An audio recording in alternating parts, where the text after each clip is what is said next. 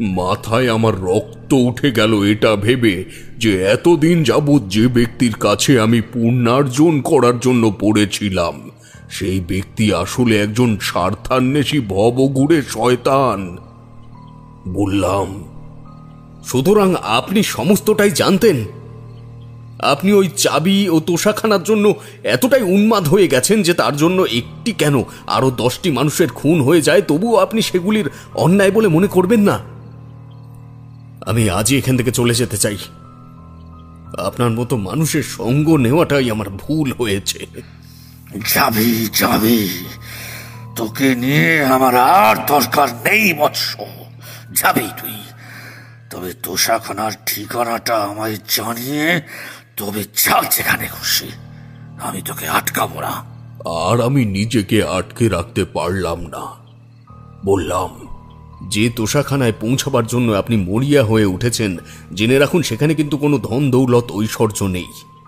সেখানে আছে কেবল একটি মণি, নীলকান্ত মণি, যা ওই বাড়ির কোনো ব্যক্তির হাতেই প্রজ্বলিত হবে। রাজবংশ ব্যতীত বহিরাগত কোনো ব্যক্তির হাতে ওই মণি প্রাণ পাবে না। এবার লোকনাথ চক্রবর্তী একটি আশ্চর্য কথা বলল আমায়। ধুনির আগুনের দিকে এক দৃষ্টিতে সে তাকিয়ে বললে, আমার শরীরে এই রাজবংশেরই রক্ত বইছে বৎস। আমি রঘুনাথ সিংহের বড় ছেলে এবং বর্তমান রাজা বিশ্বনাথ সিংহের দাদা বিজয় চরণ সিংহ। নীলকান্ত মণি যে আমার হাতে প্রজ্বলিত হবে না তার কি কোনো নিশ্চয়তা আছে? আমি অবাক হয়ে তার দিকে চেয়ে রইলাম কিছুক্ষণ। জয়চরণ সিংহ বলেছিল তার জ্যাঠামশাই রঘুনাথ সিংহ মারা যাওয়ার পরের থেকেই আর বাড়িতে ফেরেননি। তাহলে এতদিন যাকে গুরুদেব বলে মেনেছিলাম সে এই বাড়ির অন্যতম উত্তরাধিকারী। কিন্তু কিভাবেই বা কেবল মুখের কথায় মেনে নি ইনি সেই বিজয়চরণ সিংহ? বললুম, আগে প্রমাণ করুন আপনি সেই ব্যক্তি, নইলে আমি কিভাবে বিশ্বাস করব আপনাকে? প্রমাণ? প্রমাণ তুই তখন পাবি যখন নিজের চোখের সামনে দেখবি ওই নীলকান্ত মণি আমার হাতের স্পর্শে একটা আলোক পিণ্ডে পরিণত হয়েছে। কিন্তু আমি এই দৃশ্য দেখব কি করে? অথবা যদি আপনার হাতে সেটি এসে পড়ার পরেও কোনো রকম পরিবর্তন না হয়? তাহলে ওটি আমি তোকে দিয়ে দেব পুরস্কার স্বরূপ। কারণ ওই বস্তুটি বিশাল ধ্বংসের হাতের থেকে এই দেশকে রক্ষা করতে পারে বাবার মুখে শুনেছিলাম। যদি আমি শেষ রক্ষা না করতে পারি তাহলে তো আর এই বংশে কেউ রইল না। অম্বিকার হাতে ওই মণি গিয়ে পড়লে সে নির্ঘাত তা বিক্রি করে দেবে অর্থের লোভে। কিন্তু আমার অর্থ চাই না বৎস, আমি চাই বাবার অসম্পূর্ণ কাজটিকে সম্পূর্ণ করতে। উনি আমায় জীবিত অবস্থায় বিশ্বাস করতে পারেননি। পরলোক থেকে আশা করি উনি আমার এই কাজ দেখবেন। তুই আমায় নিয়ে চল সেই ঠিকানায়। আর সময় নেই আমাদের হাতে। জয়চরণ মারা গেছে সে খবর চারিদিকে ছড়িয়ে পড়েছে। অহোম রাজ্যের থেকে খুব শীঘ্রই এই কামতাপুর দখলের প্রস্তুতি নেবে। আর তখন আর ওই দুর্গ আমাদের আওতায় থাকবে না। তুই দ্রুত আমায় তোষাখানার পথ দেখা। যুক্তির দিক থেকে ভাবতে গেলে গুরুদেব ওরফে লোকনাথ চক্রবর্তী একেবারেই রাজকূটনীতিবিদদের মতোই কথাটি বললেন। আসলেই তাই। কামতাপুরের বর্তমান তেজি যুবরাজ জয়চরণ সিংহ মারা যাওয়ার খবর পেয়ে অঙ্গরাজ্য অহোম একেবারে নড়ে চড়ে বসবেই। আর একবার এই রাজ্য তাদের আয়ত্তে চলে আসলে ওই দুর্গে প্রবেশ করা এক প্রকার অসম্ভব হয়ে যাবে। কাজেই কেদারনাথ চক্রবর্তীর দিয়ে যাওয়া নীলকান্ত মণি এবং তার বলে যাওয়া অজানা সমূহ বিপদের হাতের থেকে মানুষকে রক্ষা করার একটাই উপায় তখন আমার কাছেও অবশিষ্ট। সেটি হলো এই লোকটিকে ওই তোষাখানায় নিয়ে যাওয়া, এবং যদি ইনি সত্যি বিজয়চরণ সিংহ অর্থাৎ এই রাজবাড়ির বংশ পরিচিত হন, তবে তার মাধ্যমেই মানুষকে রক্ষা করার একটা উপায় অন্বেষণ করা। বললাম, আমায় জয়চরণ বলে গেছে ঠিকানা, তবে সেখানে এখন যাওয়াটা কি সম্ভব হবে? আমাদের যেতে হবে ওই পশ্চিমের ঘরের ভেতরেই, যার সামনে সে খুন হয়েছে। এখন তো সেখানে লোকে লোকারণ্য। ওগুলো এখন আমার উপরে ছেড়ে দে বৎস। দুর্গে এখন মোহনলাল আর জনাদয়েক রক্ষী ছাড়া আর অন্য কেউ নেই। জয়চরণের দেহ নিয়ে যাওয়া হয়েছে রাজবাড়িতে, ফলে সমস্ত ভিড়টাই এখন সেখানে। আমি আমার পাখিটিকে পাঠিয়ে দিচ্ছি। তাকে দেখেই মোহনলাল বুঝে যাবে যে আমি বেরিয়ে পড়েছি দুর্গের উদ্দেশ্যে। ও রক্ষীদেরকে সরিয়ে দেবে। আমাদের মনে রাখতে হবে যে হাতে সময় আছে শুধুমাত্র ভোরের আলো ফোঁটা পর্যন্ত। তার মধ্যেই যা করার করতে হবে। চলে আয়। লোকনাথ চক্রবর্তী নিজের পোষ্য শালিকটিকে হাতের ইশারায় নিজের কাছে ডেকে কিছু একটা কানে কানে পরিয়ে তাকে উড়িয়ে দিল। আমরাও পুনরায় হাঁটা শুরু করলাম দুর্গের উদ্দেশ্যে। কিছু দূর এগিয়ে গিয়ে প্রশ্ন করলাম, জয়চরণ যে খুন হয়েছে সে চিহ্ন তার শরীরে স্পষ্ট, তো এই বিষয়ের কোনো তদন্ত হবে না যে কে তাকে দুর্গের ভেতরে এসে খুন করে গেল? উফ, বড্ড প্রশ্ন করিস তুই। যা বলি শোন। সে কাহিনীও সাজানো আছে তারানাথ। রাজা বিশ্বনাথ জানে জয়চরণকে খুন করেছে ওর খাস চাকর বীরবল। ফলে ঘটনা দাঁড়ালো এই যে বীরবল তোষাখানার খোঁজ পেয়ে তার মনিবের থেকে চাবি ছিনিয়ে নেওয়ার জন্য ষড়যন্ত্র করে তাকে খুন করে, এবং সেই দৃশ্য নিজের চোখে অম্বিকাচরণ দেখে ফেলে। রাগে ও কষ্টে তখন সে উন্মাদ হয়ে গিয়ে বীরবলের প্রাণ নেয়।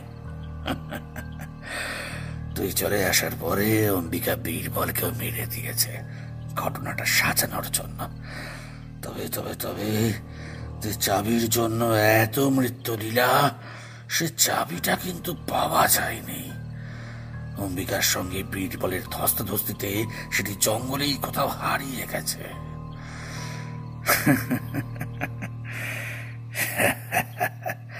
রাজা বিশ্বনাথ এখন এটাই জানে, কিন্তু সেই চাবি এখন আমার মুঠোয়। চলে আয়, আর কোনো প্রশ্ন নয়। ভাবতে পারছো কি নিষ্ঠুর মানুষের সঙ্গে আমি চলেছি তখন কোনো এক অজানা শুভ সম্ভাবনার খোঁজে। মানুষের প্রাণ বাঁচানোই যে ব্যক্তির লক্ষ্য, সে কি এভাবে মানুষের প্রাণ কেড়ে নিতে পারে? তবে আমিও বা কি করব আর তখন? মনের মধ্যে ভয়, মঙ্গল, অমঙ্গল সমস্ত কিছুর দামামা একসাথে বেজে চলেছে। মনে মনে ছোট ঠাকুরদা কেদারনাথ চক্রবর্তীর নাম জপ করতে করতে চলতে থাকলাম। ওনার ইচ্ছেতেই নিশ্চয়ই আমি এখানে এসে পড়েছি, যা হবে ওনার ইচ্ছেতেই হোক, এমন একটা মনের ভাব আমার তখন। জঙ্গল পেরিয়ে দুর্গের বিরাট পাঁচিল ঘেঁষা পথ ধরলাম। মাথার উপরের থেকে পাঁক খাচ্ছে লোকনাথ চক্রবর্তীর শালিক পাখিটা। মোহনলাল দাঁড়িয়েছিল মূল ফটকের সামনে। দ্বাররক্ষী কেউ নেই। জানি না তাদের সঙ্গেও আবার মর্মান্তিক কিছু করা হয়েছে কিনা। সেই সময়ে আমার মনের অবস্থা তোমাদের বোঝাতে পারবো না হে। তা বোঝানোর ভাষা একমাত্র আছে বলিষ্ঠ কলমধারী লেখকদেরই। মোহনলাল গুরুদেবকে পশ্চিমের ওই ওপরের ঘরে যাওয়ার সিঁড়ি আরো একবার দেখিয়ে দিল। উনি আমার হাত ধরে প্রায় টানতে টানতে ছুটলেন উদ্দেশ্য ভঞ্জন করতে। সেই পুরনো উপাসনা গৃহ, উঁচু উঁচু দুর্গম সিঁড়ি পেরিয়ে আবার চলে এলাম পশ্চিমের ওই ঘরটির সম্মুখে। দরজার সামনে মেঝেতে তখনও জয়চরণের শরীর থেকে নির্গত রক্তের আষ্টে গন্ধ ছড়াচ্ছে। মনকে শক্ত করে বললাম, এই ঘরের তক্তপোষের নিচে আছে তোষাখানায় যাওয়ার পথ। লোকনাথ চক্রবর্তী চোখের নিমেষে গুড়ি মেরে তক্তপোষের তলায় ঢুকে পড়ে আঙুল দিয়ে মেঝের বিভিন্ন জায়গায় টোকা দিয়ে পরীক্ষা করতে থাকলো। শব্দ শুনেই বুঝতে পারছিলাম মেঝের তলাটা ফাঁপা, অর্থাৎ জয়চরণ আমায় এক ফোঁটা মিথ্যে বলে যায়নি। মশাল নিয়ে আয় তারানাথ, দেখ দেখ কোন জায়গার থেকে পথ আছে খুঁজে দেখ। হাজারো প্রতিবন্ধকতা আমার পা দুটোকে টেনে ধরতে চাইলেও কি যেন একটা মহাবিশ্ব সম সম্ভাবনার শেকল আমার হাতে পরিয়ে দিয়েছে নিয়তি। আমি গুরুদেবের কথা মতো মশালের আলো ঝুঁকিয়ে নিয়ে মেঝেতে খোঁজাখুঁজি শুরু করলাম এবং পেয়েও গেলাম এমন একটি পাথর, যে পাথরটিকে দেখলেই বোঝা যায় যে বাকি মেঝের পাথরগুলির থেকে ওই খণ্ডটি কেমন যেন পৃথক হয়ে আছে। আমার সঙ্গে সঙ্গে তারও চোখ পড়ল ওই অংশটির দিকে। মুখে লালসা মিশ্রিত হাসি নিয়ে সে এগিয়ে এলো পাথরটির দিকে। তারপর বলল, আয় আয় তারানাথ, হাত লাগা, আমরা পেয়ে গেছি খুঁজে অসাধ্য সাধনের পথ। প্রথমে ভাবিনি যে আমাদের আঙুলের চারেই পাথরটি আলগা হয়ে উঠে আসবে, কিন্তু কোনো দৈব ক্ষমতা বলে কিনা জানি না, অত বড় পাথরের চতুর্ভুজটি যৎসামান্য কসরতেই সরিয়ে ফেলা গেল মেঝের থেকে। উন্মুক্ত হলো গভীর অন্ধকারের মধ্যে নেমে যাওয়া একটা সিঁড়ি পথ। প্রথমে আমরা দুজন মিলে তক্তপোষটি সামান্য সরিয়ে নিলাম, তারপর হাতে মশাল তুলে নিয়ে ব্যস্ত সমস্ত হয়ে নিচে নামতে শুরু করলো লোকনাথ চক্রবর্তী। আমি রইলাম তার পেছন পেছন। হৃৎপিণ্ডের ঘন ঘন ওঠা নামার শব্দ আমি তখন স্পষ্ট শুনতে পাচ্ছি। সিঁড়িপথ খানিকটা নামার পরেই শেষ হয়েছে একটি দরজার সামনে। গুরুদেব দরজার ওপরে কিছু লেখা আছে দেখে সেদিকে মশালটা উঁচু করে ধরল। দেখলাম ভালো করে লেখাটা। দেবনগরী ভাষায় লেখা আছে, পঞ্চমণির এক মণি কোচ রাজ্যের কোলে, বাকি রইল 4টে মণি যোগ্য হলেই মেলে। বুঝলাম এই একটা মণিতেই ব্যাপারটি সীমিত নয়, এরকম আরো 4টি মণি আছে, তা মিলবে সেই ব্যক্তির দ্বারাই যে যোগ্য। লোকনাথ চক্রবর্তী এটি পড়ার পরে যেন আরো বেশি উন্মাদ হয়ে উঠলেন। দ্রুত কোমরের থেকে চাবি বের করে ওই গোছার সব থেকে ছোট চাবিটি যথাস্থানে ঢুকিয়ে মোচড় দিতে বোঝা গেল সেটি ওই দরজার চাবি নয়। কাজেই ঠিক তার বিপরীত প্রান্তে সব থেকে বড় চাবিটি দিয়ে এবার চেষ্টা করা হলো এবং খুলে গেল এক পাল্লার দরজাটি। আবার খানিকটা নিচে নামবার পর আরো একটি দরজা পাওয়া গেল, যেখানে ওই প্রথম দরজার মতোই একই জিনিস খোদাই করে লেখা আছে। যথাক্রমে একের পর এক দরজা বড় থেকে ছোট আকৃতির চাবির দ্বারা উন্মুক্ত করতে করতে আমরা এসে পৌঁছালাম এমন একটি ফাঁকা জায়গায়, যে জায়গার বর্ণনা দিতে গেলে বলা যায়, চারিদিক থেকে সুড়ঙ্গ করতে করতে যদি কোনোভাবে প্রত্যেকটা সুড়ঙ্গের মুখ এক স্থানে জুড়ে দেওয়া যায়, তাহলে সে মধ্যেকার শূন্যস্থানের প্রকৃতি যেমন হয়, এ জায়গাও ঠিক তেমন। এক কথায় বলতে গেলে এমন একটি ঘরে আমরা দাঁড়িয়ে আছি, যে ঘরের চারিদিকে দেওয়াল ভেঙে ভেঙে বৃত্তাকারে ছড়িয়ে আছে অজস্র দরজা বা সুড়ঙ্গ পথ। লোকনাথ চক্রবর্তী বললে, কোথায় সেই নীলকান্তমণি? আর এই জায়গায় সুড়ঙ্গ করে কারা এসেছে আমাদের আগে? জয়চরণ কি তাহলে মিথ্যা কথা বলল? হ্যাঁ, আমার মনে হয় না সে আমায় মিথ্যে বলেছে, বরঞ্চ এমন কেউ বা কারা এই কাজটি করেছে যে ভালোভাবে জানে এখানে কি আছে। ঘরটির মেঝের দিকটা ভালোভাবে খুঁজুন তো, আমি আশপাশটাই দেখছি। আমি ইট সুড়কির স্তূপগুলি সরিয়ে সরিয়ে শুরু করলাম খোঁজাখুঁজি।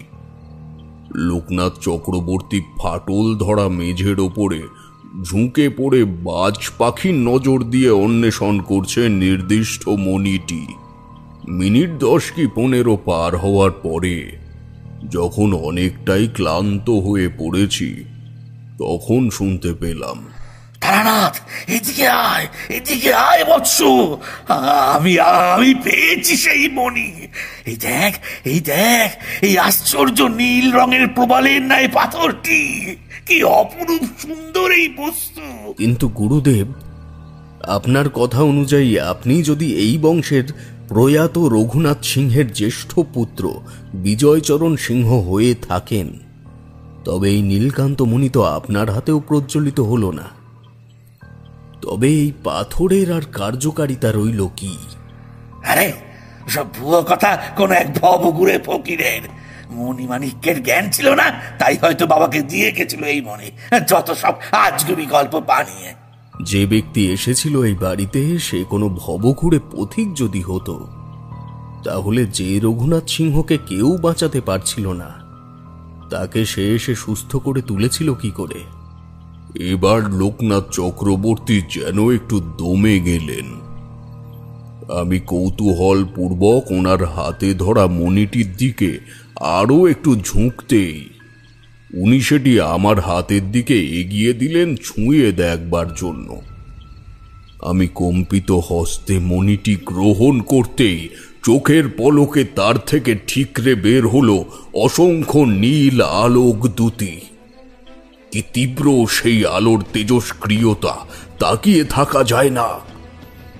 ধীরে ধীরে চোখ ধাতস্থ হয়ে এলে লক্ষ্য করলাম লোকনাথ চক্রবর্তী বিস্ময়ে ও আতঙ্কে জর্জরিত হয়ে পাশের এক ইট সুড়কির স্তূপের ওপরে বসে পড়েছেন। এমন সময় ওই ঘর সংলগ্ন কোনো এক গুহার ভেতর থেকে ভেসে এলো, ওম হ্রিম ক্রিম সর্বশত্রুস্তম্ভিনী ঘোর কালিকায় ফট। কৌতূহল বশত সেদিক তাকিয়ে রইলাম কিছুক্ষণ। সময় ও স্থানের জ্ঞান হয়তো হারিয়ে গিয়েছিল আমার। হঠাৎ লক্ষ্য করলাম ঘরের ভেতরে উদ্ভাসিত হয়ে থাকা নীলচে আলোটা তার আলোক পরিধির বলয় খানিকটা করে কমিয়ে আনছে আশ্চর্যভাবে। এ যেন কোনো এক বিরাট মহাশূন্যে দাঁড়িয়ে চোখের সম্মুখে অস্থায়মান দিগন্তের প্রকৃতি দেখছি। ঠিক যেমন সূর্যাস্তের সময় পূর্ব দিকটাকে ঘোলাটে করতে করতে পশ্চিম দিকটা উজ্জ্বলতায় ভরে ওঠে, কিন্তু এইটুকু জাগতিক বর্ণনা এখানে খাটলেও এর বাইরে সেখানে যা ঘটছে তা কোনো মতেই জাগতিক নয়।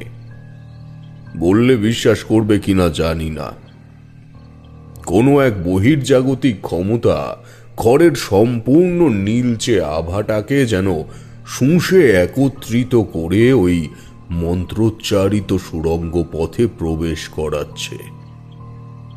সহজাতভাবেই আমার পাও এগিয়ে গেল সেই সুড়ঙ্গের দিকে। আমার সঙ্গে ওই ঘর পর্যন্ত লোকনাথ চক্রবর্তী এসেছিলেন, তবে তার অবস্থা এখন যে একটা জড় পদার্থের মতন তাতে কোনো সন্দেহ নেই। ঘটনার আকস্মিকতায় সে সংজ্ঞা হারিয়েছে। আমি আলোক রেখা ধরে এগিয়ে চললাম গভীরতর সুড়ঙ্গের গর্ভে। ধীরে ধীরে চোখ ও মনটা একটু ধাতস্থ হতে টের পেলুম ওই আলোক গতিরেখা শেষ হয়েছে অনতি দূরের একটি ব্যক্তির পিঠের ওপর। সহজ বর্ণনা দিতে গেলে বলা যায় যে ওই ব্যক্তি যেন দুই কাঁধের সাথে ওই নীল আলোর চাদরটি বেঁধে নিয়ে আমায় পথ দেখিয়ে এগিয়ে চলেছে। তার মুখে চলছে সেই বিরতিহীন মন্ত্রপাঠ। এগিয়ে চলেছি তো এগিয়েই চলেছি মন্ত্রমুগ্ধের মতন। মনের মধ্যে একবারের জন্য ভেসে উঠেছিল যে এই পথের বোধহয় কোনো শেষ নেই। তবে সে চিন্তার উদয় হওয়ার সাথে সাথেই আবার হয়তো মিলিয়ে গিয়েছিল একই রকম ভাবে। হঠাৎ এক সময় সামনের মানুষটি থেমে গেল এবং একই সাথে বন্ধ হলো তার মন্ত্রপাঠ। সময়ের কয়েক ভগ্নাংশের বিরতির পর সে বললে, নেহাত তোমার পরিবারের সাথে আমার একটা অন্তরঙ্গ যোগাযোগ রয়েছে, নইলে প্রতিটা সময় প্রতিটা ক্ষেত্রে এভাবে আবির্ভাব হওয়াটা অনিমন্ত্রিত অতিথির ন্যায় মনে হয়। কেন যে এখানে এসে পড়লে তুমি? হ্যাঁ, এখন জানি না কদ্দূর তোমায় পোহাতে হবে। আমি কিন্তু ততক্ষণে বেশ বুঝে গিয়েছি মানুষটি কে। তোমরা হয়তো ভাবছো এমন একজন চরিত্রকে চিনতে আমার তো এতক্ষণ লাগার কথা নয়, তবুও কেন এত দেরি হলো আমার, তাই তো? বলি শোনো, যে ঘটনা এতক্ষণ নিজের চর্মচক্ষুর সম্মুখে ঘটে গেল তেমন কিছু তোমাদের সামনে ঘটতে শুরু করলে তোমাদের অবস্থাও তাই হতো।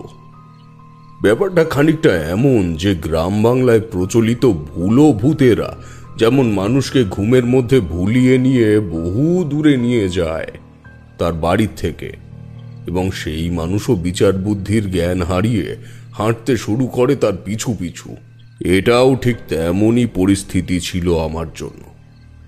যাই হোক, হয়তো তোমরা বুঝতে পেরেছো এবার। আমি তার কথা শোনার পরেও হয়তো মস্তিষ্ককে তৎক্ষণাৎ প্রস্তুত করে উঠতে পারিনি কোনো রকমের যথোপযুক্ত উত্তর দেওয়ার জন্য। বেশ খানিকক্ষণ বাদে আমি জবাব দিলুম, আপনি এখানে কিভাবে?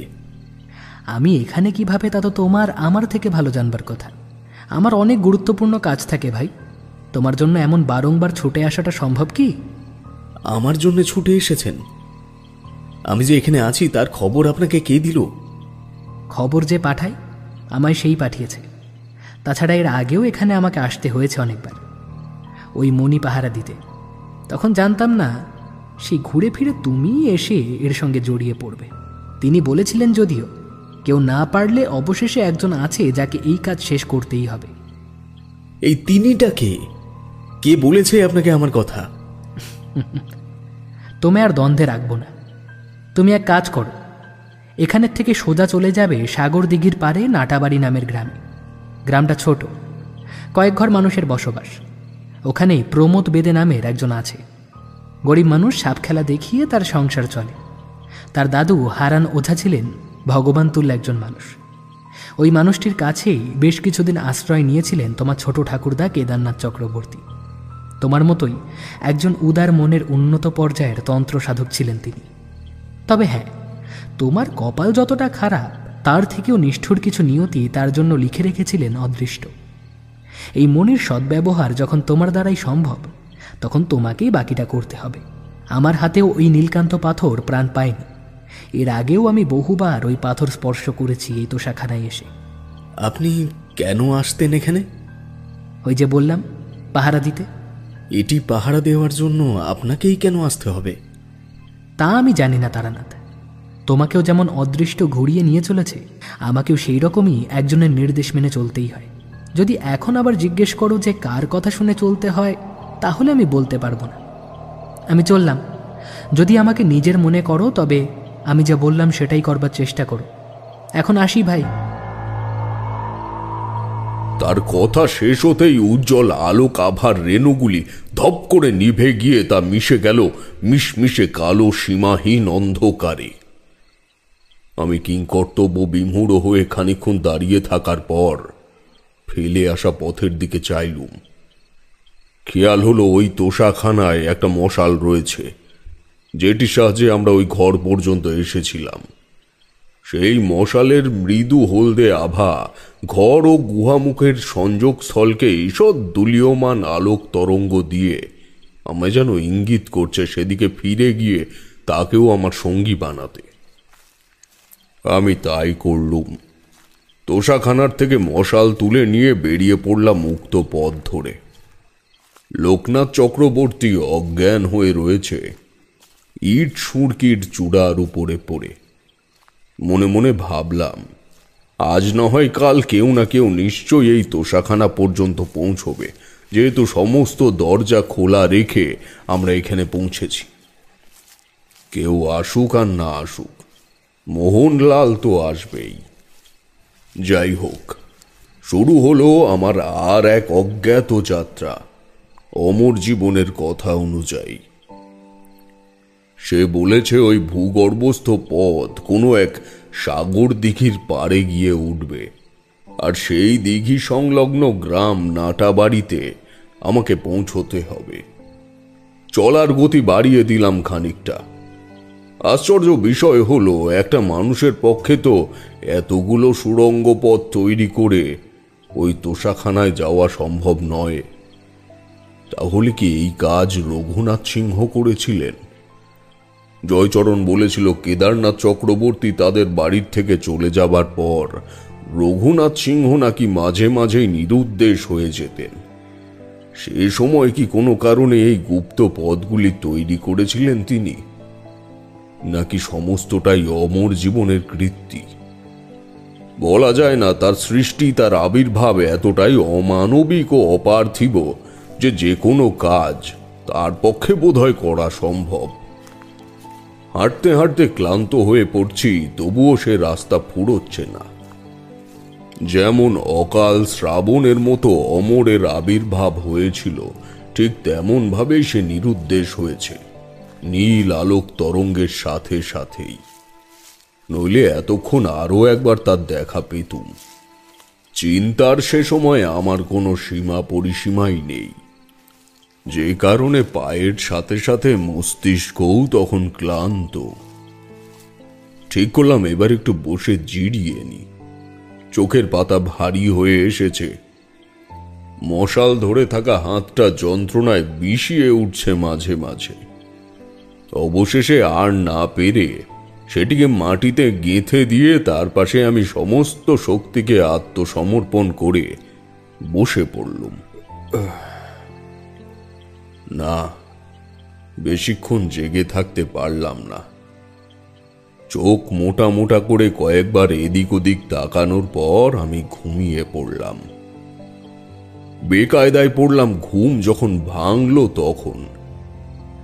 প্রথম প্রথম তো সন্দেহ হলো যে ঘুম আদৌ ভেঙেছে নাকি চোখ বুজেই আছি, কারণ মাটিতে পুঁতে রাখা মশালটা কখন নিভে গেছে তার ঠিক নেই। তাছাড়া ঘুম থেকে ওঠার পর প্রথম প্রথম তো ঠিকই করতে পারছিলাম না যে আমি কোন দিক থেকে এসেছি বা কোন দিকে আমায় যেতে হবে। ঠিক তখনই যে রাস্তায় আমায় যেতে হবে সেদিক থেকে দুটি সবজে চোখ আমার দিকে এগিয়ে আসছে লক্ষ্য করলুম। চক্ষু বিন্দু দুটির উচ্চতা মাটির থেকে ফুট দুয়েক উঁচুতে হবে। ভয় হলো মনে। একই বিপদের শেষ নেই, তার উপরে কি অবশেষে শিয়ালের পেটে যেতে হবে? বুকটা কাঁপতে শুরু করলো আতঙ্কে। কাঁপা কাঁপা পায়ে উঠে দাঁড়ানো মাত্রই শুনতে পেলাম একটা গম্ভীর গলার কুকুরের ডাক। এই গুপ্ত সুড়ঙ্গের মধ্যে কুকুর! ভাবনা চিন্তার অবকাশ কাটতে না কাটতেই প্রাণীটি আমার পাশে এসে গভীর শ্বাস ফেলতে শুরু করেছে। মাথা ঘষছে আমার হাতের পাঞ্জায়, যেন কতদিনের পরিচয় আমার তার সাথে। বুঝলাম সে আমার সঙ্গী হতে চায়, এবং শুধু তাই নয়, আমার ফোঁতু আর কাপড়ের কোনা কামড়ে ধরে সে মাঝে মাঝে মৃদু টান দিয়ে বুঝিয়ে দিতে চাইছে আমি যেন তাকে অনুসরণ করি। যেহেতু আমাকে ওই পথে যেতে হবে, তাই আর সময় নষ্ট না করে আবার হাঁটা ধরলাম। কুকুরটি রইল আমার পাশে পাশে। আরো কতক্ষণ এগিয়ে গেলাম জানি না, তবে এক সময় সুড়ঙ্গ পথটি ধীরে ধীরে চড়াইয়ের দিকে উঠছে অনুভব করে বুঝতে পারলাম এবার আমি ওই ভয়ঙ্কর ভূগর্ভস্থ পথের থেকে মুক্তি পেতে চলেছি। আর কিছুক্ষণের মধ্যে হলোও তাই। কুকুরটি আমার আগেই ওপরে উঠে গিয়ে অপেক্ষারত অবস্থায় তাকিয়ে রয়েছে নিচের দিকে। অবশেষে যখন উন্মুক্ত পৃথিবীর পরিত্রাণের আলো দেখতে পেলুম, তখন মনটা ভরে উঠল জীবনের স্বাদে। কলকল করে জলের শব্দ বেজে চলেছে পাশেই কোথাও।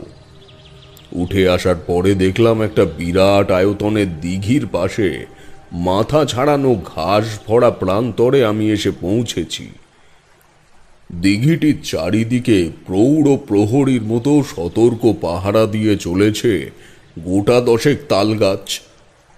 আগাছা ও বুনো ঘাসের বাড়বাড়ন্ত এতটাই যে তাদের একটিরও গোড়া দৃষ্টিগোচর হয় না। বহু দূরে দিঘির এক প্রান্তে বাঁশের তৈরি সিঁড়ি দিয়ে জলে নামছে একজন বৃদ্ধ মতন লোক। আমি তাকে উদ্দেশ্য করেই হাঁটা শুরু করলাম পার বরাবর। আনুমানিক শব্দসীমায় পৌঁছে হাঁক দিলাম, এই যে শুনতে পাচ্ছেন? লোকটি তখন কোমর জলে নেমেছে। আমার ডাক শুনে এদিকে ফিরতে বললাম, বলছিলাম নাটাবাড়ি গ্রামটি কোন দিকে বলতে পারেন? লোকটি হাত উঁচু করে ঠিক তার ডান দিকের ঝোপঝাড়ের উদ্দেশ্যে অঙ্গুলি নির্দেশ করে চেঁচিয়ে বললে, আরে বাবা, ওই তো নাটাবাড়ি গ্রাম। ওই দিক থেকে ঘুরে এপারে এলে দেখতে পাবেন। আমি ওনার কথা অনুযায়ী এগোতে শুরু করলাম। দিঘির পাড়ের থেকে পায়ে হাঁটা সুরকি পথ আছে, সুতরাং এই জায়গায় প্রতিনিয়ত মানুষের আনাগোনা হয়। মনে মনে ভাবলাম, যাতায়াতের পথে মানুষের কি চোখে পড়ে না অত বড় একটা সুড়ঙ্গ পথের মুখ? যা কাজ নেই বাড়তি কৌতূহলে এই ভেবে মনের থেকে বিষয়টাকে মুছেই ফেললাম। যে অস্থায়ী ঘাটে লোকটি স্নান করছিল, সে জায়গার সামনে থেকে যখন যাচ্ছি তখন লোকটি আমায় জিজ্ঞেস করল, কোথায় যাবেন নাটা বাড়িতে? কার বাড়ি যাবেন? আমি যাব প্রমোদ বেদের বাড়িতে। আপনি চেনেন? ও, প্রমোদের বাড়ি। ওই তো চটকা গাছের তলায় যে বিচুলি দেওয়া বাড়িটা রয়েছে না, ওই একটু এগিয়ে যান, চোখে পড়বে। কিছুটা এগিয়ে গেলেই দেখতে পাবেন ওটাই প্রমোদের বাড়ি। আপনিও কি সাপ খেলা দেখান নাকি? আজ্ঞে না, ধন্যবাদ। আচ্ছা, আমি আসি। লোকটিকে একটু অপ্রতিভ করেই বিদায় নিলাম। খামোখা কি বলতে বলতে নীলকান্ত মণির কথা উল্লেখ করে ফেলি, তার তো কোনো ঠিক নেই। ওনার কথা মতো মিনিট খানেক এগিয়ে গিয়ে উল্লেখিত বড় একটি চটকা গাছের নিচে দুস্থ বাড়িটিকে চোখে পড়ল। দুস্থ বলছি কারণ বাড়িটি সম্পূর্ণ কাঠামো নিয়ে একটুখানি ঝুঁকে রয়েছে বাঁদিকে। আমি পেছনের দিক থেকে হাঁটতে হাঁটতে গিয়ে সামনের উঠোনে পৌঁছালাম এবং পৌঁছাবা মাত্রই দেখলাম এক মাঝবয়সী ছিমছিমে চেহারা যুবক দরজার কপাটে শেকল লাগাচ্ছে। আমি ডাকলাম, নমস্কার, আমি তারানাথ। আপনি নিশ্চয়ই প্রমোদ? ছেলেটি মাথা ঘুরিয়ে আমায় দেখেই জড়ো হস্তে বারান্দার থেকে নিচে নেমে এলো। একবারের জন্য তার চোখ আমার পেছনে দাঁড়িয়ে থাকা কুকুরটির ওপরেও পড়ল। তারপর সে বলল, হ্যাঁ নমস্কার, আমি প্রমোদ ভূঁইয়া। আপনাকে তো ঠিক... আপনি ঠিক আমাকে চিনবেন না, কারণ এখানে আমি নতুন। তবে আমার ছোট ঠাকুরদা আপনাদের ভিটেতে আগে এসেছিলেন, আমি খবর পেয়েছি। আপনার দাদু নিশ্চয়ই মস্ত বড় ওঝা ছিলেন, নাম হারান ভূঁইয়া। ছেলেটি এবার ভ্রুকুটি করে আমার দিকে চাইল। খানিকক্ষণ আমায় আপাদমস্তক পরীক্ষা করবার পর বলল, আপনার ছোট ঠাকুরদা বলতে আপনি কি কেদারনাথ চক্রবর্তীর কথা বলতে চাইছেন? হ্যাঁ, একদম ঠিক ধরেছেন। আপনি নিশ্চয়ই শুনেছেন তার ব্যাপারে। প্রমোদের পা দুটি যেন একটু কেঁপে উঠল বলে মনে হলো। বুঝলাম আমার আগমনের ব্যাপারটা তার কাছে রূপকথার মতন ঠেকছে। আমার 2 হাত চেপে ধরে সে বললে, আপনি যে সত্যি আসবেন আর ঠাকুরদার কথা যে এভাবে মিলে যেতে পারে, কোনোদিনও তা তো ভাবতেই পারিনি ঠাকুরমশাই। এতদিনে তাহলে জগৎপুরের অভিশাপ খুঁজল। জগৎপুর? সে জায়গা কোথায়? কোন অভিশাপের কথা বলছেন? সে জায়গা তো এখানে নয় ঠাকুরমশাই, জগৎপুর উত্তরপ্রদেশের এক পাহাড়ি প্রত্যন্ত গ্রাম, যেখানে আমাদেরও বাড়ি ছিল। আমাদের বলতে আমার পূর্বপুরুষদের। আমি তখন অনেক ছোট যে সময়কার এই কাহিনী। ঠাকুরমশাই, আমি ভাবতে পারছি না এমন একটা রূপকথা কোনোদিনও সত্যি হয়ে যাবে। বাকিটা নির্ভর করছে আপনার উপর। কি নির্ভর করছে? কি কাহিনী বলুন তো? আপনি আগে গরিবের ভিটেতে আসুন ঠাকুরমশাই, আমি সবটাই জানি। এখানে দাঁড়িয়ে দাঁড়িয়ে সব বলা যাবে না। আমি তার সঙ্গে এগোলাম। ঘরের শেকল নামিয়ে দরজা খুলে প্রথমে মেঝেতে একটা চাঁটাই পেতে দিল সে। তারপর কাঁধের ঝোলাটা নামাতেই তার ভেতর থেকে ফোঁস ফোঁস করে দুবার শব্দ এলো। বুঝলাম সে কাজে বেরোচ্ছিল সাপ নিয়ে। মাটির কলসি থেকে জল গড়িয়ে নিয়ে একটি তামার ঘটি আমার সামনে নামিয়ে রেখে আসন করে বসলো সম্মুখে। তারপর বলতে শুরু করলো এক রোমহর্ষক কাহিনী। আমি আমার মতন করে গুছিয়ে সে বর্ণনা তোমাদের দিচ্ছি। যে সময়ে কোচ রাজ্যের নাটাবাড়ি নামক গ্রামে বসে এই কাহিনী শুনছি, তার থেকেও 1 শতাব্দী আগের ঘটনা তো হবেই। এই কাহিনী আমার ছোট ঠাকুরদা কেদারনাথ চক্রবর্তীর তন্ত্র জীবনের। তবে ভাবিনি সে ঘটনার সঙ্গেও তোমাদের এই তারানাথ চক্রবর্তীর এমনভাবে যোগাযোগ ঘটে যাবে। যাই হোক, বলি শোনো। উত্তরপ্রদেশের পাহাড়ে ঘেরা এক প্রত্যন্ত গ্রাম, যে গ্রামের নাম জগৎপুর। মূলত চাষবাস করাই ছিল সে গ্রামের মানুষের প্রধান জীবিকা। এছাড়াও পার্শ্ববর্তী বড় নগর বেলপুরে গিয়েও গ্রামের কিছু কিছু মানুষ পেটের দায়ে কাজ করত। সে সময় ওই অঞ্চলের রাজা ছিল দীপচরণ নামের এক সহৃদয়বান ব্যক্তি। প্রজাদের দুঃখে কষ্টে তার অন্তর কাঁদত।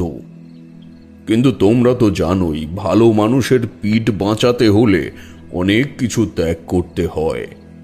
সেজন্যই বণিক শ্রেণীর মানুষদের তকবির করতে গিয়ে শ্রমিক শ্রেণীর সঙ্গে সরাসরি যোগাযোগ করা তার পক্ষে সম্ভব হয়ে উঠত না। কিন্তু সেসব না হয় গেল রাজার রাজ্যপাটের ব্যাপার। তবে সেই সময় রাজার সিংহাসন নিয়ে টানাটানি চলছে। পার্শ্ববর্তী রাজ্যের থেকে প্রতিনিয়ত চলছে সীমান্তে অশান্তি। আর ওই রাজ্যের সব থেকে দুর্বল সীমান্ত ছিল এই জগৎপুর গ্রাম, যে জায়গার কথা এর আগেও উল্লেখ করলাম। ওই গ্রামেরই এক বাসিন্দা ছিল এই প্রমোদ ভূঁইয়ার দাদু হারান ওঝা। সেই কারণেই সমস্ত ঘটনা তিনি চোখের সামনে দেখে এই প্রমোদকে বলে গেছেন। যাই হোক, মূল ব্যাপারটা শুরু হয় এক কাল রাত্রির থেকে, যে রাতে বৈদেশিক শক্তির করের তোপ এসে পড়ল জগৎপুর গ্রামের পার্শ্ববর্তী কোনো জায়গায়। গ্রামের মানুষ তটস্থ হয়ে উঠল মুহূর্তেই। সকলে বুঝতে পারল এবার আর প্রাণ বাঁচানো সম্ভব হবে না। তবুও বিনা যুদ্ধেই কি বাসভূমি ত্যাগ করে পালানো যায়? গ্রামের ছেলে, বউ, বৃদ্ধ সকলেই যে যার মতো দাঁ, বটি, কুড়োল নিয়ে একত্রিত হলো। কেবল একজন নিজের কুঁড়ে ঘরের মধ্যেই রইল বাধ্য হয়ে। সে হলো ওই গ্রামের একমাত্র ব্রাহ্মণ পত্নীর স্ত্রী, অর্থাৎ অমল ভট্টাচার্যের বউ। অমলের স্ত্রী তখন 10 মাসের অন্তঃসত্ত্বা। সেও বা কি করে নিজের স্ত্রীকে ছেড়ে মুক্ত মঞ্চের যুদ্ধে ঝাঁপিয়ে পড়ে? তখন তার এমন অবস্থা যে নিজের প্রাণ বাঁচুক অথবা না বাঁচুক, তার নবাগত সন্তানকে যতক্ষণ সম্ভব সে রক্ষা করবার চেষ্টা করবে। তাই সে জমায়েতের একদম পেছনে গিয়ে নিজের বাড়ির দিকে কান সজাগ রেখে একটা রামদা নিয়ে চক্কর কাটতে থাকল। ঠিক তখনই ওই গ্রামের মাটিতে প্রতিধ্বনিত হয়ে উঠল রাজা দীপচরণের ঘোড়ার খুঁড়ের শব্দ। সকলে আশান্বিতভাবে চেয়ে দেখল রাজা স্বয়ং যুদ্ধবস্ত্র পরে সেনাপতিকে নিয়ে তাদের গ্রামে এসে পৌঁছেছে। দুর্দশাগ্রস্ত গ্রামবাসীদের সম্মুখে ঘোড়া থামিয়ে তিনি আদেশের সুরে বললেন, তোমাদের বাঁচানো আমার কর্তব্য, তবুও আজ যেভাবে তোমরা একত্রিত হয়েছ তা আমায় অনুপ্রাণিত করেছে। এভাবে সকলের জন্য সকলে পাশে এসে দাঁড়ালে কারোর ক্ষমতা নেই যে আমাদের রাজ্য দখল করে। আজ শুধু নিজেদের জন্য নয়, রাজ্যের জন্য লড়া হোক। পশ্চিম সীমান্তে প্রচুর যোদ্ধা মারা পড়েছে খবর পেয়েছি, সেখানে আক্রমণ চলছে মুহুর্মুহু। আমি নিজে তোমাদের সঙ্গে আছি, শেষ নিঃশ্বাস পর্যন্ত লড়াই করব। রাজার শেষের কথাগুলো শুনেই বোঝা গেল যে তিনি আত্মমর্যাদার জায়গা থেকেই কেবল কথাগুলি বললেন। বুক বল সে হারিয়ে ফেলেছে অনেক আগেই। এমন সময় ভূমিকম্পের মতো পায়ের তলায় মাটি থরথর করে কেঁপে উঠতে শুরু করলো। সকলে বুঝতে পারল বিপক্ষ দলের যোদ্ধারা এগিয়ে আসছে সমবেতভাবে। গ্রামবাসীর দল রাজার আগমনে একটু দুর্বল হয়ে পড়েছিল ঠিকই, তবে এই পূর্বাভাস পাওয়ার পর সবাই আবার দলবদ্ধ হয়ে দাঁড়ালো রাজার ঘোড়ার সামনে। এমন সময় পাশের জঙ্গলে ঘেরা পাহাড়ি চড়াই থেকে নেমে আসতে দেখা গেল এক আগন্তুককে। পরনে লেংটি, সারা শরীরে অগরু ও ভস্যের গুঁড়ো। সে গ্রামবাসীদের সামনে এসে এমন ভঙ্গিতে দাঁড়িয়ে পড়ল যেন তিনিও এই যুদ্ধে অংশগ্রহণ করতে ইচ্ছুক, তাদের সমকক্ষ হয়ে। অস্ত্র বলতে একটা গাছের ডাল, দেখতে অনেকটা ত্রিশূলের মতো। প্রমোদের দাদু হারান ওঝা ছিলেন একেবারে গ্রামবাসীদের প্রথম সারিতে। তিনি লক্ষ্য করেছিলেন ভবঘুরে আগন্তুকের হাতের ওই ত্রিফলা লাঠিতে 4টি আশ্চর্য পাথর জাতীয় কিছু জ্বলজ্বল করছে। পাথরগুলি পরপর সাজানো ওই ব্যক্তির হাতে ধরে থাকা দণ্ডটির ওপর। ততক্ষণে ধীরে ধীরে সম্মুখে এসে মৌমাছির ঝাঁকের মতো জড়ো হচ্ছে দুষ্কৃতীর দল। ওই ষড়যন্ত্রের মূলে যে আছে, অর্থাৎ ওই বিপক্ষ দলের সেনাপতি, সে সামনে এসে দাঁড়ানো মাত্রই প্রত্যেকে দেখল রাজ্য অধিগ্রহণের খিদে নিয়ে যে ব্যক্তি অত বড় একটা সশস্ত্র দল চালনা করে নিয়ে এসেছে, তার চোখে নিষ্ঠুরতা যেন নিমেষেই উভে গিয়ে সেখানের স্থান করে নিল অযাচিত আতঙ্ক বা ভয়। গ্রামবাসী ভাবল হয়তো স্বয়ং রাজাকে সেখানে উপস্থিত থাকতে দেখে বিপক্ষ দলের এমন অভিব্যক্তি হয়েছে, তারা ভয় পেয়েছে।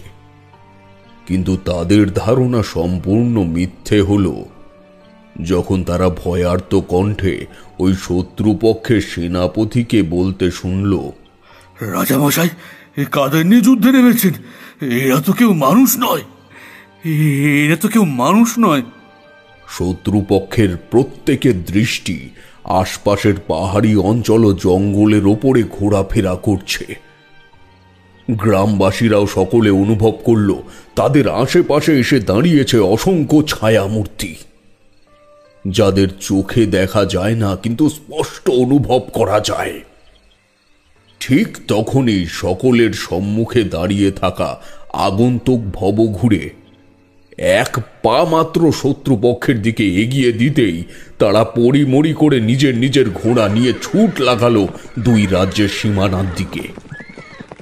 রাজা দীপচরণ সহ সকলেই বুঝতে পারল যে যা ঘটেছে সবই ঘটিয়েছে ওই ভবঘুরে আগন্তুক।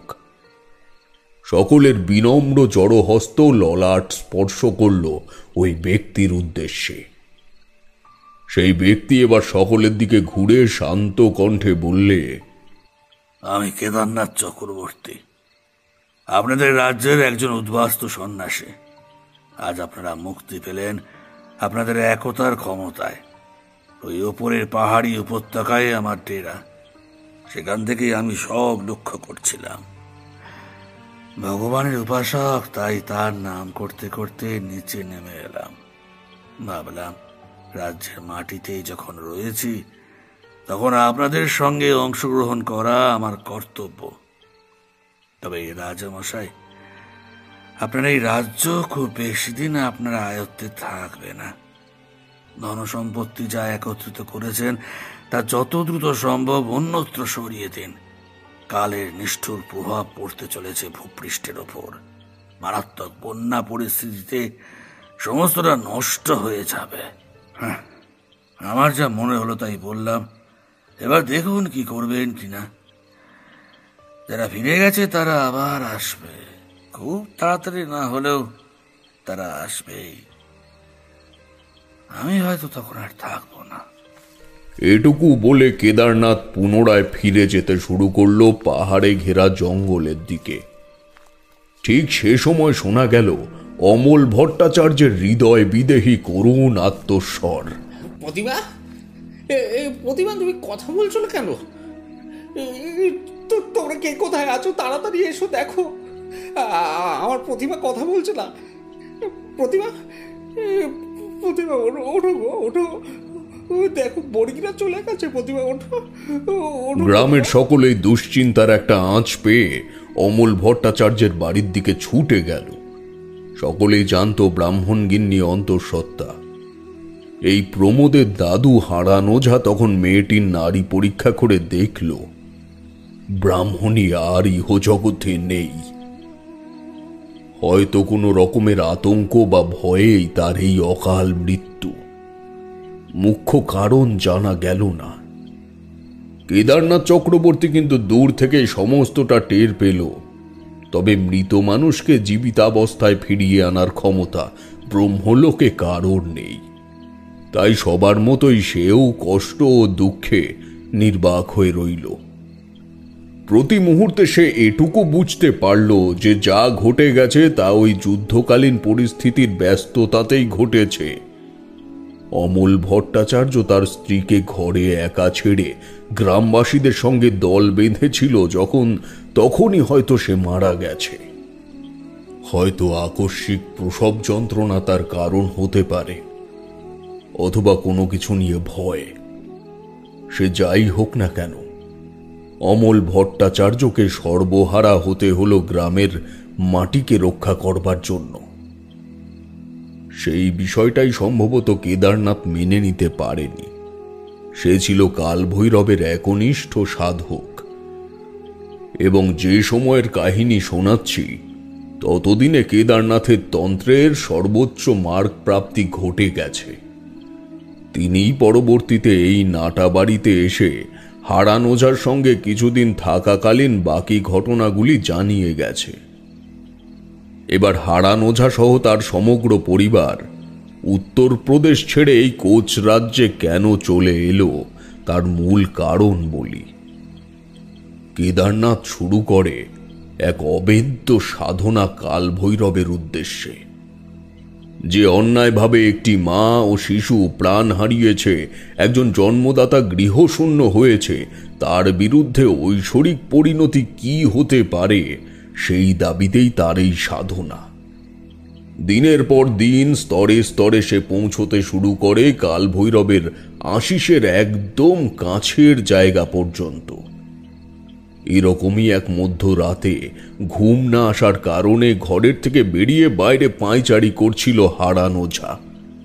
তখনই সে দেখতে পেল যে পাহাড়ি উপত্যকায় কেদারনাথের আস্তানা ছিল, ঠিক আনুমানিক তেমনই কোনো জায়গায় আকাশ থেকে ছুটে আসা একটা নীল নক্ষত্র ভীষণ গতিতে জঙ্গলের মধ্যে প্রবেশ করে অদৃশ্য হল। হারান ওঝা প্রথমে সেটাকে নিজের চোখের ভুল ভাবলেও পরবর্তীতে কেদারনাথের মুখে সমস্তটা শুনে সংশয়হীন হন। যাই হোক, পরবর্তীর কথা না হয় পরবর্তীতেই বলি। এই ঘটনা যেদিন ঘটল তার ঠিক পরের দিন কেদারনাথ আবার পাহাড় থেকে নেমে এলো, সঙ্গে একটি বছর 5 বাচ্চা ছেলেকে নিয়ে। অমল ভট্টাচার্যের বাড়ির সামনে গিয়ে তাকে ডেকে বলল, ভিন গ্রামে ভিক্ষা করতে গিয়ে এই ছেলেটিকে পেলাম। তোমার ব্যাপারে যেহেতু আমিও সমব্যথী, তাই পিতামাতাহীন সন্তানটিকে তোমার কাছেই নিয়ে এলাম। অমল, তুমি ওকে ছেলের মতন করে মানুষ করো। যারা গেছে তাদের তো আর ফিরিয়ে আনা সম্ভব নয়। তাই আমার মনে হয় যে এসেছে তোমার ঘরে তাকে ঈশ্বরই পাইয়ে দিয়েছেন। সেটা হতে পারে আমার মাধ্যমে, তবে যাই হোক না কেন, ওকে দেখার পরে আমার প্রথমে তোমার কথাই মনে পড়ল। কেদারনাথ কিন্তু আসলেও এই বাচ্চাটিকে কোনো জায়গার থেকেই খুঁজে পাননি। যা ঘটে গেছে তা ঘটেছে আগের দিন রাতে ওই নীল নক্ষত্র পতনের ফলেই। এদিকে অমল ভট্টাচার্য অবলম্বনহীন জীবনে একটি খড়কুটো খুঁজে পেয়ে সেটিকে আঁকড়ে ধরলেন নিজের বুকে। কেবল কেদারনাথ যখন ছেলেটিকে তার বাড়িতে দিয়ে চলে যাচ্ছিল, তখন অমল ভট্টাচার্য জিজ্ঞেস করলে, আপনি তো একে আমার কাছে দিয়ে গেলেন বাবা, এর নাম কি, কি বলে ওকে আমি ডাকবো? কেদারনাথ চক্রবর্তী স্নেহ মিশ্রিত নেত্রে তখন জবাব দেয়, ওর নাম অমর জীবন, আর পদবী রইল তোমার, অর্থাৎ অমর জীবন ভট্টাচার্য। এখানেই শেষ হয়েছিল সেই সময়কার জগৎপুরের কাহিনী। মাস চারে কোনো রকম সমস্যা হলো না কোথাও। কেদারনাথ পরদিন সকালেই ওই আস্তানা ভেঙে চলে গেল। তবে এখানেই যদি শেষ হতো তাও না হয় ভালো ছিল। যে প্রাকৃতিক বিপর্যয়ের কথা রাজাকে জানানো হয়েছিল ওই যুদ্ধকালীন দিনে, অর্থাৎ সেই আকস্মিক বন্যা ধারায় ধারায় জলরাশি নিয়ে ধেয়ে এলো জগৎপুরের ওপর। যেদিন এই দুর্ঘটনা ঘটবে সেদিন সকাল পর্যন্ত কেউ টের পায়নি যে ওই গ্রাম পুরো নিশ্চিহ্ন হয়ে যেতে চলেছে। অমর জীবন সে সময় নিজেও তার বিশেষত্বের ব্যাপারে অবগত নয়। সেও তখন জগৎপুরের ওই অমল ভট্টাচার্যের ছেলে নামে পরিচিত। কেদারনাথ চক্রবর্তী অমর জীবনকে অমলের হেফাজতে রেখে যাওয়ার সময় একটা গোপন কথা জানিয়ে গিয়েছিল। সে বলে গিয়েছিল, আজ থেকে তুমি এখানেই সাবধানে থেকো, গ্রামের মানুষের পাশে দাঁড়িয়েও। কোনো অলৌকিক বা ষড়যন্ত্রমূলক ক্রিয়া এই গ্রামের বিপরীতে ঘটলে তুমি যাতে তার প্রতিকার করতে পারো, সেজন্য আমি একটা পরম শক্তির ত্রিশূল রেখে গেলাম আমার আস্তানায়। বিপদ বুঝলেই সেখানে গিয়ে ওই ত্রিশূল তুলে নিয়ে গ্রামের মাটিতে এনে পুঁতে দেবে। দেখবে ধীরে ধীরে সব কালো ছায়া মুছে গিয়ে নবদিগন্তের আকাশ উন্মুক্ত হবে। কেদারনাথের নির্দেশ এই রূপ ছিল ঠিকই, তবে অপরিণত মস্তিষ্ক সম্পন্ন অমর জীবন প্রাকৃতিক দুর্যোগকেই অলৌকিক ক্রিয়াকলাপ মনে করে গ্রামের মানুষের হাহাকার ও করুণার আর্তনাদ শোনা মাত্রই পাহাড়ি উপত্যকায় উঠে কেদারনাথের রেখে যাওয়া পরম শক্তির ত্রিশূলটি এনে পুঁতে দেয় জগৎপুর গ্রামের মাটিতে। এবং সে সময়ই ঘটে যায় অদৃষ্ট ও প্রলয়ের দেবতার সঙ্গে বিধাতার এক আলোড়ন সৃষ্টিকারী ঘটনা। কেদারনাথের পরম শক্তির ত্রিশূলের এতটাই ক্ষমতা ছিল যে সে নিমেষেই ওই গ্রামটিকে ধুধু প্রান্তরে পরিণত করল। সেখানকার মানুষ, বাড়ি ঘর সমস্তটা যেন দুমড়ে মুচড়ে একত্রিত হয়ে বায়বীয় আকারে প্রবেশ করল ওই ত্রিশূলের মধ্যে। ফলে প্রলয়ের দেবতার এবং বিধাতার সন্ধিক্ষেত্রে অদৃষ্ট যে মৃত্যুগুলি লিখে রেখেছিল সে মানুষগুলির হিসেব রইল না আর। বিধাতার লিখন খণ্ডে ফেলার মতো ক্ষমতা মানুষের হাতে থাকলে তা কতটা ভয়ঙ্কর হতে পারে ভাবতে পারছো? ঈশ্বর কি সেই অধ্যত্বকে মেনে নেবে? যে মানুষগুলি উধাও হয়ে গেল তারা আসলেও বাঁচেনি। ওই ত্রিশূলের ভেতরেই তারা আবদ্ধ হয়ে রইল অতৃপ্ত আত্মার মতো। বন্যার প্রকোপে সমস্ত রাজ্য ভেসে গেলেও জঙ্গলে ঘেরা জগৎপুর গ্রামে এক ফোঁটাও জল বয়ে গেল না। কেদারনাথ চক্রবর্তী তখন কামাখ্যায় আস্তানা করেছে। তার কাছেও স্বপ্নাদেশ গিয়ে পৌঁছল যে ওই গ্রামে কিছু একটা ঘটেছে। তবে সে যখন ফিরে এলো তখন ত্রিশূলটিকে পোঁতা অবস্থায় পেল, কিন্তু অমর জীবনকে আর পাওয়া গেল না। কেদারনাথের সমস্ত ঘটনা বুঝে নিতে বেশি সময় লাগেনি। সে বুঝতে পারল অমর জীবনের দ্বারা অনর্থ ঘটে গেছে। তবে ত্রিশূলটি তো তার নামেই সংকল্প করা, তাই শক্তিক্ষয় যদি হয় তবে সেটা কেদারনাথেরই হবে।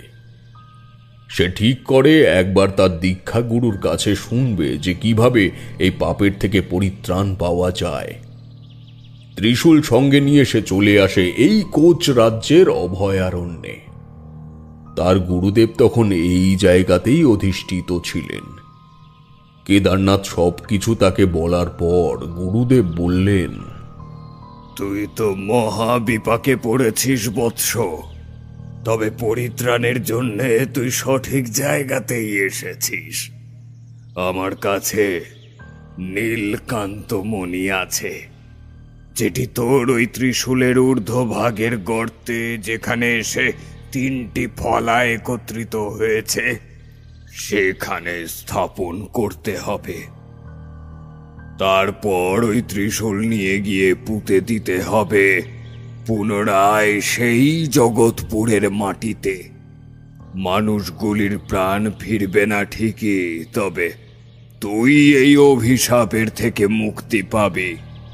কেদারনাথ হন্তদন্ত হয়ে বললে, তাহলে দিন সেই পাথর আমায়, আমি এখনই বেরিয়ে পড়ছি। গুরুদেব মৃদু হেসে বললে, ওরে শান্ত হ, আগে শোন পুরোটা। তুই এই কাজ করলে হবে না বৎস, এমন কোনো মানুষকে দিয়ে এই কার্য করাতে হবে যার শরীরে প্রকৃত রাজ রক্ত বইছে। তা বলে রাজার রক্ত মানেই কিন্তু রাজ রক্ত নয়। সে রক্ত এমন এক বস্তু যার মধ্যে হিংসা, অহংকার, ক্রোধ, কাম ও লালসার বিন্দু মাত্র মিশেল থাকবে না, এমন কাউকে চাই। সেই ব্যক্তি যদি তোর সমস্ত কথা জানার পর এমনটা করতে রাজি হয়, তবেই মিলবে মুক্তি, সম্পূর্ণ হবে তোর প্রায়শ্চিত্ত। কোথায় পাবো এমন রাজাকে গুরুদেব? আছে, তেমন রাজা এখানেই আছে। এই কোচ রাজ্যের বর্তমান রাজা রঘুনাথ সিংহ। তিনি যেমন পরোপকারী, ঠিক তেমনই স্বনামধন্য। তিনি নিজ প্রজাদের মুক্তির জন্যে প্রাণ পর্যন্ত দিতে পারেন। শুনেছি তার নাকি খুব অসুখ। তুই তার কাছে চলে যা, তাকে সুস্থ করে মানুষটিকে বুঝিয়ে দেখ। তাছাড়া আমি যা দেখতে পারছি, এখানে আরো একজন এমন আছেন যিনি ওই জগৎপুর গ্রামেরই অধিবাসী ছিলেন, সম্ভবত ওঝা জাতীয় কেউ। হ্যাঁ, ওখানে হারান ওঝা নামের একজন ছিলেন, কিন্তু তিনি বেঁচে গেলেন কিভাবে? তা ঠিক বুঝতে পারছি না। তুই চলে যা না ওই সাগর দিঘির পাড়ের নাটাবাড়ি গ্রামে, সেখানেই তার বাড়ি। তারপরেই গুরুর নির্দেশ পেয়ে কেদারনাথ চক্রবর্তী, মানে আপনার ছোট ঠাকুরদা, এই বাড়িতে আসেন এবং আমার দাদু হারান ওঝার সঙ্গে তাঁর সাক্ষাৎ হয়। কিন্তু গুরুদেবের প্রশ্ন তো আমার মনেও দানা বেঁধেছে। আপনার দাদু ওই গ্রামেরই মানুষ হওয়া সত্ত্বেও বেঁচে গেলেন কিভাবে? ভাগ্যগুণে বলতে পারেন। দাদু, আমার বাবা সহ আমাদের গোটা পরিবার তখন জগৎপুর ছেড়ে অন্যত্র চলে গেছে জীবিকার কারণে। একই গ্রামে থেকে সাপ খেলা দেখানো ও ওঝার কাজ করবার বসার জম ছিল না দেখে। রোজগার একদম ছিল না বলতে গেলে। তারপর ধীরে ধীরে সাপের খোঁজে খোঁজে উত্তরের দিকে খেঁচতে খেঁচতে অবশেষে এই নাটা বাড়িতে এসে স্থায়ীভাবে বসবাস শুরু করে। এই কারণেই তারা বেঁচে যান। কেদারনাথ চক্রবর্তী তো রঘুনাথ সিংহকে ভালো করে তুলেছিলেন, তাকে রাজিও করেছিলেন এই কাজের জন্য, কিন্তু তিনি পেরে উঠলেন না। নীলকান্তমণি কোনো এক গুপ্ত জায়গায় লুকিয়ে রেখে তিনি পৃথিবী ত্যাগ করলেন। অমরজীবন ভট্টাচার্য নামের একজনকে কেদারনাথ চক্রবর্তী এখানে পাঠান তার কিছু মাস পর। সেও কয়েকদিন গ্রামে ঘুরঘুর করল। অবশেষে এক রাতের বেলায় পরম শক্তির ত্রিশূল আমার দাদুর হাতে দিয়ে বলে গেল, যদি কোনোদিনও কেদারনাথ চক্রবর্তীর পরিবারের কোনো মানুষ স্বেচ্ছায় আপনার বাড়িতে ঘটনাচক্রে এসে পড়ে, তবে বংশানুক্রমে আপনি জানিয়ে দিয়ে যাবেন যে এই ত্রিশূল যেন তার হাতে দেওয়া হয়। ততদিন আমি নীলকান্তমণি পাহারা দিয়ে রাখব। যদি তার মধ্যে কামতা রাজ্যের ক্ষমতা বদল হয়ে যায়, তাহলে তা আর সম্ভব হবে না। যাই হোক, পবিত্র রাজরক্ত ছাড়া অন্য কোনো উপায়ে যদি কেদারনাথ চক্রবর্তীর ওপরে আরোপিত অভিশাপ ঘোচানো সম্ভব হয়, তবে সেটা তার বংশের রক্তই পারবে। আমি চেষ্টা করে দেখেছি, আমার হাতে মুক্ত প্রজ্বলিত হয়নি। কিভাবেই বা হবে? আমার সৃষ্টিকর্তা সে হলেও আমার শরীরে তো আর তার রক্ত বয় না। এই কথাগুলি বলে সে বিদায় নিয়েছিল। তারপর দাদু মারা যাওয়ার সময় ওই ত্রিশূলের ভার দিয়ে গেল বাবার ওপর, আর বাবা সেটি ছেড়ে গেল আমার দায়িত্বে। এতদিনে আমি দায় মুক্ত হলাম ঠাকুরমশাই। আপনার হাতে ওই পরম শক্তির ত্রিশূল তুলে দিলে আমার স্বর্গীয় বংশধরেরাও শান্তি পাবেন। আমার সারা শরীর শিহরিত হয়ে উঠল প্রমোদের মুখে এই কাহিনী শোনার পর। বিবেচনা করবার শক্তি হারিয়েছে আমার মস্তিষ্ক তখন। সে চৌকির তলার থেকে কাপড়ে মোড়া একটা ফুট তিনেক লম্বা বস্তু বের করে আনলো। তারপর সেটির ওপর থেকে কাপড়ের বাঁধন খুলে নিয়ে প্রকাশিত করল একটি কালো মসৃণ ত্রিফলা কাষ্ঠল দণ্ড, অর্থাৎ কেদারনাথের পরম শক্তির ত্রিশূল। গুরুদেবের কথা অনুযায়ী সত্যিই তার ঊর্ধ্বাংশে একটি জায়গায় প্রমাণ আকারের একটা গর্ত রয়েছে। বুঝলাম আমার কাছে যে মণি রয়েছে তা স্থাপন করতে হবে ওই গর্তে। তবে ওখানে বসে আর সময় নষ্ট করলে আমার চলে না। নিজের ছোট ঠাকুরদার ওপর অর্পিত পাপকে আমি খণ্ডন করতে পারবো, এটা জেনেও নিজের শরীর ও মন উতলা হয়ে উঠল। কিন্তু উত্তরপ্রদেশের বেলপুর নামক অঞ্চলের প্রত্যন্ত গ্রাম ছিল ওই জগৎপুর গ্রাম। সেখানে পৌঁছবো কি করে তাও তো আমার তখন জানা নেই। গোটা দিন প্রমোদ আর কাজে বেরোলো না। আমিও সারা দিনটাই ভাবলাম যে কি করে কি করব। আমার সঙ্গে আসা কুকুরটি সারাদিন কুণ্ডলে পাকিয়ে চুপ করে শুয়ে রইল উঠোনের এক প্রান্তে। তবে সন্ধ্যা নামবার সঙ্গে সঙ্গেই তার মধ্যে একটা পরিবর্তন লক্ষ্য করলাম। সে দাওয়ার কাছে এসে আমায় ইঙ্গিত করে কিছু একটা বোঝাতে শুরু করলো। বেশ খানিকক্ষণ তার দিকে স্থির দৃষ্টিতে তাকিয়ে থাকার পর বুঝতে পারলাম সে আমায় তাকে অনুসরণ করতে বলছে। আমি প্রমোদের থেকে বিদায় নিয়ে ত্রিশূল ও ঝোলাটা সঙ্গে নিয়ে মশাল বাগিয়ে বেরিয়ে পড়লাম তার সঙ্গে। কুকুরটি পুনরায় চলেছে সাগর দিঘির পাড়ের ওই জঙ্গল ধরে, যে স্থানে ওই সুড়ঙ্গের মুখটি ছিল সেই দিকে। কিন্তু হাঁটতে হাঁটতে যখন সেখানে এসে পৌঁছালাম, আশ্চর্যজনকভাবে সেই জায়গায় কোনো সুড়ঙ্গের মুখ তো দূরের কথা, সামান্য মাটির অনুর্বরতার প্রমাণ পর্যন্ত পেলাম না। অবাক ব্যাপার, সে সুড়ঙ্গ মুখ গেল কোথায়? যা খুঁজছ তা পাবে না তারানাথ। ওই সুড়ঙ্গ আমি বুঝিয়ে দিয়েছি। বুঝিয়ে দিয়েছেন মানে? এটা কি কোনো ভেলকি হচ্ছে নাকি? না না, কোনো ভেলকি নয়। আমি এসব টুকটাক পারি। আশা করি জানতেই পেরেছো আমার পরিচয় ওই বাড়িতে গিয়ে। আমি জানতাম তুমি সব জানার পর এটাই ভাববে যে কিভাবে এখন অত দূরবর্তী অঞ্চল জগৎপুরে গিয়ে পৌঁছবে। তার সমাধান আমি করে রেখেছি ভাই। ভুলটা যেহেতু আমারই ছিল, সেহেতু আমাকেও তো কিছু কাজ করতে হবে। বলে সে তার কাঁধে ঝুলানো একটা ঝোলার থেকে 2 হাত ভরে মাটি ছড়িয়ে দিতে থাকলো সম্মুখের ভূমি ভাগের ওপর। সেই মাটির বেদি ক্রমে হয়ে উঠল বিগত খানেক উঁচু। তারপর অমরজীবন বলল, এবার তোমার হাতের ওই ত্রিশূলে নীলকান্তপনি স্থাপন করে ওই মাটির উপরে ত্রিশূলটি পুঁতে দাও। চিন্তা করো না, এই মাটি ওই জগৎপুরের থেকেই সংগ্রহ করে আনা।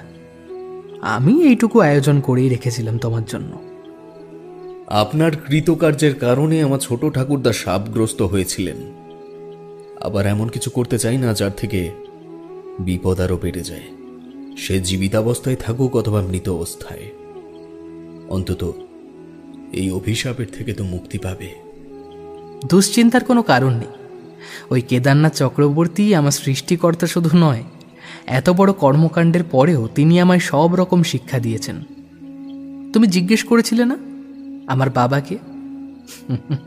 তাছাড়াও যখন আমি প্রথমবারের জন্য তোমাদের বাড়িতে গিয়েছিলাম, তখন তোমার ছোট ঠাকুরদার মা আমায় দেখে চিনতে পেরেছিল আমার পরিচয়।